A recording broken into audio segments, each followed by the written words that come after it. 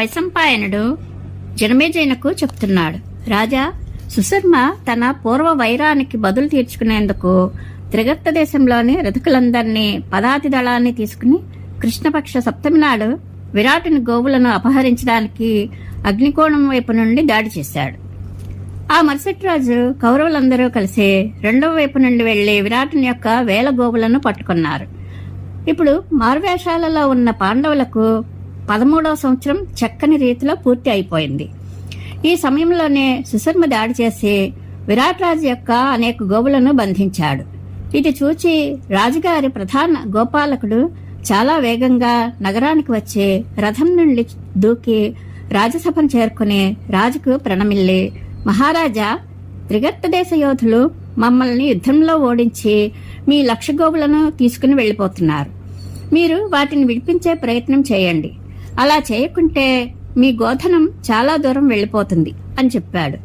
ఇది వినగానే రాజు మత్స్యదేశ వీరులతో కూడిన సైన్యాన్ని ఒకచోట పోగు చేశాడు. అందులో రథ, గజ, తురగ, పదాతి దళాలు అన్నింటికీ చెందిన అన్ని రకాల యోధులు ఉన్నారు. అనేక ధ్వజపతాకాలు ఎదురుతున్నాయి. అనేక మంది రాజులు, రాజపుత్రులు కవచాలు ధరించి యుద్ధానికి సిద్ధమై ఉన్నారు. ఈ రీతిగా 100ల కొద్దీ దేవసమానులైన మహారథులు ఇష్టపూర్వకంగానే కవచాలు ధరించారు. యుద్ధ సామగ్రితో కూడిన తెల్లని రథాలకు బంగారు జీనులు అలంకరించిన గుర్రాలను కట్టి వాటిని అధిష్ఠించి నగరం వెలుపలికి బయలుదేరారు. ఈ రీతిగా సమస్త సైన్యం సిద్ధం కాగానే విరాట్ రాజు తన తమ్ముడైన శతానీకునితో, కంకుడు, పల్లవుడు, తంతిపాలుడు, గ్రంథికుడు కూడా గొప్ప వీరులే. వారు నిస్సందేహంగా యుద్ధం చేయగలరని నా ఉద్దేశం. వారికి కూడా ధ్వజపతాకాలతో అలంకరింపబడిన రథాలను, పైకి దృఢంగా లోపల మృదువుగా ఉండే కవచాలను ఇవ్వు అని ఆజ్ఞాపించాడు. రాజు మాటలు విని శతానీకుడు పాండవులకు కూడా రథాలు సిద్ధం చేయించమని ఆజ్ఞాపించాడు. 4 పాండవులు బంగారుమయమైన రథాలు ఎక్కి ఒక్కుమ్మడిగా విరాట్ రాజు వెనుక బయలుదేరారు. ఆ 4 అన్నదమ్ములు గొప్ప వీరులు, పరాక్రమవంతులు. వారు కాకుండా 8,000 మంది రథికులు, 1,000 మంది గజారోహకులు, 60,000 మంది ఆశ్విక సైనికులు కూడా విరాట్ రాజుతో పాటు నడిచారు. భరతశ్రేష్ఠ, విరాటుని ఆ సైన్యం చాలా పెద్దదిగా కనిపిస్తోంది. అది ఆవుల కాలిగెట్టెల గుర్తులు చూస్తూ ముందుకు కదులుతోంది. మత్స్యదేశపు వీరులు నగరం వెలువడే వ్యూహరచన విధిని అనుసరించి నడిచారు. సూర్యాస్తమానం అవుతుండగా త్రిగర్తులను పట్టుకున్నారు. అంతే, ఇరువర్గాల వీరులు పరస్పరం ఆయుధ ప్రయోగం చేయసాగారు. దేవాసుర సంగ్రామం వంటి గొప్ప భయంకరమైన గగుర్పాటు కలిగించే యుద్ధం వారి మధ్య ఆరంభమైంది. ఆ సమయంలో రేగిన ధూళికి పక్షులకు కన్నులు కనిపించక నేల రాల్సాగాయి. ఇరుపక్షాల వారు విడిచిపెట్టిన బాణాల మాటున సూర్యుడు కూడా కనిపించకుండా పోయాడు. రథికులతో, పదాతి దళం పదాతులతో, ఆశ్విక సైన్యం ఆశ్వికులతో, గజారోహులతో తలపడ్డారు. వారు క్రోధంతో ఒకరిపై ఒకరు కత్తులు, పట్టిసాలు, ప్రాసలు, శక్తులు, తోమరాలు మొదలైన ఆయుధాలను ప్రయోగించసాగారు. పరిగెల వంటి భుజాదండాలతో ప్రహరిస్తున్నప్పటికీ వారు తమ ఎదుటి వీరులను వెనుకడుగు వేయించలేకపోతున్నారు. త్వరలోనే యుద్ధభూమి అంతా ఖండింపబడిన శిరసులతో, ఛిద్రమైన దేహాలతో నిండిపోయినట్లు కనపడసాగింది. ఇలా యుద్ధం చేస్తూ శతానీకుడు 100 మందిని, విశాలాక్షుడు 400 మందిని త్రిగర్త వీరులను నేలకొల్చారు. తరువాత ఆ 2 మహారథులు శత్రుసేనలో ప్రవేశించి విపక్ష వీరులను జుట్టు పట్టుకుని నేలకేసుకొట్టి నాశనం చేశారు. చాలా మంది రథాలను నుగ్గునుగ్గు చేశారు. విరాట్ రాజు 500 మంది రథికులను, 800 మంది ఆశ్విక వీరులను, 5 మహారథులను చంపివేశాడు. తరువాత వారు పలు రీతులుగా రథయుద్ధంలో కౌశలం చూపిస్తూ బంగారు రథం ఎక్కిన సుశర్మ దగ్గరకు వచ్చి పోరు సాగించారు. 10 బాణాలతో సుశర్మను, 5 బాణాలతో అతని 4 గుర్రాలను తూట్లు పడేలా కొట్టారు. అయితే రణోన్మత్తుడైన సుశర్మ వారిని 50 బాణాలతో తూట్లు పొడిచాడు. సుశర్మ గొప్ప కుటిల వీరుడు. అతడు మత్స్యరాజు యొక్క సేనంతటిని తన ప్రబల పరాక్రమంతో చింద్రవందర చేశాడు. అనంతరం విరాటుని వైపు మళ్ళాడు. అతడు విరాటుని రథాన్ని 2 గుర్రాలను అంగరక్షకులను సారథిని చంపి అతనిని ప్రాణాలతో పట్టుకుని తన రథంలో పెట్టుకుని తీసుకుని పోయాడు. ఇది చూచిన యుధిష్ఠిరుడు భీమసేనునితో, మహాబాహు, త్రిగర్తరాజు సుశర్మ విరాటరాజును తీసుకుని పోతున్నాడు. నీవు వెంటనే అతనిని విడిపించు, లేకుంటే అతడు శత్రువుల చేతిలో చిక్కుతాడు అని చెప్పాడు. అప్పుడు భీమసేనుడు, మహారాజా, మీ ఆజ్ఞ ప్రకారం ఇప్పుడే అతనిని విడిపిస్తాను. ఈ ఎదురుగా కనిపించే చెట్టు కొమ్మలు చాలా బాగున్నాయి.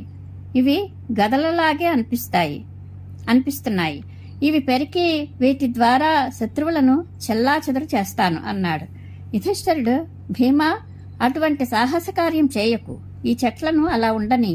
నీవు ఇటువంటి అతిమానుషమైన పని చేస్తే ప్రజలు నిన్ను భీముడని గుర్తిస్తారు. కాబట్టి నీవు వేరే ఏదైనా మనుష్యులకు తగిన ఆయుధం తీసుకో అని హెచ్చరించాడు. ధర్మరాజు ఇలా అన్నాక భీమసేనుడు చాలా చురుకుగా తన గొప్ప వింటిని ఎక్కుపెట్టి మేఘం వర్షాన్ని కురిసినట్లుగా సుశర్మ మీద బాణవర్షం కురిపించాడు. ఇది చూచి తమ్ముళ్లతో పాటు సుశర్మ విల్లు ఎక్కుపెట్టి వెనక్కి తిరిగాడు. 1 నిమిషకాలంలోనే ఆ రథికుడు భీమసేనునితో తలపడ్డాడు. భీమసేనుడు గదతో విరాటుని ఎదుటనే 100,000 రథికులను, గజదళాన్ని, అశ్వదళాన్ని, ప్రచండ ధనుర్ధారులైన వీరులను చంపి పడేశాడు. కాల్బంటులను అనేకులను సంహరించాడు. ఈ వికట యుద్ధాన్ని చూసి యుద్ధోన్మాదుడైన సుశర్మ మదం అంతా దిగిపోయింది. తన సైన్యం సర్వనాశనం కావడం చూసి అతడు చింతించి, అయ్యో, ఎల్లప్పుడూ ఆకర్ణాంతం విల్లక్కు పెట్టి కనిపించే నా తమ్ముడు ముందే చనిపోయాడు కదా అని తనలో తానే బాధపడ్డాడు. అయినా అతడు భీమసేనునిపై మాటిమాటికి పదునైన బాణాలు వేస్తూనే ఉన్నాడు. ఇది చూచి పాండవులందరూ కోపోద్రిక్తులయ్యారు. వారు తమ గుర్రాలను త్రిగుర్తుల వైపు మళ్లించి వారి మీద దివ్యాస్త్రాలు వర్షించారు. యుధిష్ఠిరుడు మాటల్లోనే 1,000 మంది యోధులను సంహరించాడు. భీమసేనుడు 7,000 మంది త్రిగుర్తులను నేలకూల్చాడు. నకులుడు 700 మందిని, సహదేవుడు 300 మంది వీరులను నాశనం చేశారు. చివరకు భీమసేనుడు సుశర్మను చేరుకున్నాడు. తన వాడి బాణాలతో అతని గుర్రాలను, అంగరక్షకులను చంపివేశాడు. ఆపై అతని సారథిని రథం నొగలపై నుండి కింద పడేశాడు. సుశర్మ రథానికి చక్రరక్షకుడైన మధురాక్షుడు భీముని ప్రహరించడానికి సిద్ధమయ్యాడు. ఇంతలో వృద్ధుడైనప్పటికీ కూడా విరాటరాజు రథాన్ని నుండి దూకి గద పట్టుకుని చాలా వేగంగా అతని మీదకి లంఘించాడు. విరద్ధుడు కావడంతో సుశర్మ ప్రాణాలు దక్కించుకుని పారిపోసాగాడు. అప్పుడు భీమసేనుడు, రాజపుత్ర, వెనుతిరుగు. నీవు యుద్ధానికి వెన్ను చూపడం ఉచితం కాదు. ఈ మాత్రం పరాక్రమంతోనే బలవంతంగా గోవులను తీసుకుపోవాలనుకున్నావా అని మేల్మాడాడు. ఇలా అంటూ అతడు తన రథం నుండి దూకి సుశర్మను ప్రాణాలతో పట్టుకోవాలని అతనిని వెంబడించాడు. ముందుకు దూకి సుశర్మ జుట్టును పట్టుకుని పైకెత్తి నేలకు వేసి ఈడ్చాడు. సుశర్మ బిగ్గరగా అరవడం మొదలుపెట్టాడు. భీమసేనుడు అతని తలను కాలితో తన్ని అతని గుండెలపై మోకాళ్లు ఆంచి అతడు స్పృహ తప్పేలా పిడిగుద్దులు గుద్దాడు. మహారథి సుశర్మ పట్టుబడ్డాడని తెలియగానే త్రిగర్త సైన్యమంతా భీతితో పారిపోసాగింది. అప్పుడు మహావీరులైన పాండవులు గోవులనన్నింటినీ మళ్లించారు. సుశర్మను ఓడించి అతని ధనాన్నంతా కైవసం చేసుకున్నారు. భీమసేనుని కాళ్ళ క్రింద పడి ఉన్న సుశర్మ తన ప్రాణాలను కాపాడుకోవడానికి గిలగిలా కొట్టుకుంటున్నాడు. అతని శరీరమంతా మట్టితో నిండిపోయింది. అతనికి స్పృహ తప్పుతున్నట్లుంది. భీమసేనుడు అతనిని బంధించి తన రథంపై పెట్టుకుని యుధిష్ఠిరుని వద్దకు వెళ్లి చూపించాడు. యుధిష్ఠిరుడు అతనిని చూచి పరిహసిస్తూ భీమసేనునితో, ఈ నరాధముని విడిచిపెట్టు అన్నాడు. భీమసేనుడు సుశర్మతో, ఓరి మూఢుడా, నీవు బ్రతకదలుచుకుంటే విద్వాంసులు, రాజులు ఉండే సభలలో నేను దాసుడిని అని చెప్పాలి. అలా అయితేనే నిన్ను ప్రాణాలతో విడిచిపెడతాను అన్నాడు. అందుపై ధర్మరాజు ప్రేమపూర్వకంగా, సోదరా, నీవు నా మాట గౌరవిస్తే ఈ పాపి సుశర్మను వదిలిపెట్టు. ఇతడు విరాట మహారాజుకు దాసుడే కదా అన్నాడు. త్రిగర్తరాజు వైపు తిరిగి, వెళ్ళు, ఇక నీవు దాసుడివి కావులే, తిరిగి ఎప్పుడూ ఇటువంటి సాహసం చేయకు అని హెచ్చరించాడు. యుధిష్ఠిరుని ఈ మాటలు విని సుశర్మ సిగ్గుతో తలదించుకున్నాడు. భీమసేనుడు అతనిని వదిలిపెట్టగానే అతడు విరాటరాజు దగ్గరకు వెళ్లి నమస్కరించాడు. అనంతరం అతడు తన దేశానికి తిరిగి వెళ్లిపోయాడు. మత్స్యరాజు విరాటుడు ఆనందంగా యుధిష్ఠిరునితో, దయచేయండి, ఈ సింహాసనం మీద మిమ్మల్ని అభిషేకిస్తాను. ఇక మీరే ఈ మత్స్యదేశానికి ఏలికలు. ఇది కాక ఇంకేదైనా పొందాలని మీ మనసులో కోరిక ఉంటే అది లోకంలో దుర్లభమైనదైన దానిని కూడా నేను మీకు ఇవ్వడానికి సిద్ధంగా ఉన్నాను. మీరు ఏ వస్తువునైనా పొందడానికి యోగ్యులు అని వినీతుడై పలికాడు. యుధిష్ఠిరుడు మత్స్యరాజుతో, మహారాజా, మీరు చెప్పినది చాలా బాగుంది. నేను హృదయపూర్వకంగా దానిని మెచ్చుకుంటున్నాను. మీరు చాలా దయాళువులు. భగవంతుడు మిమ్మల్ని అన్ని విధాలా ఆనందింపజేయునుగాక. రాజా, ఇక వెంటనే దూతలను నగరానికి పంపండి. వారు మీ బంధువులకు ఈ శుభ సమాచారాన్ని తెలియజేస్తారు.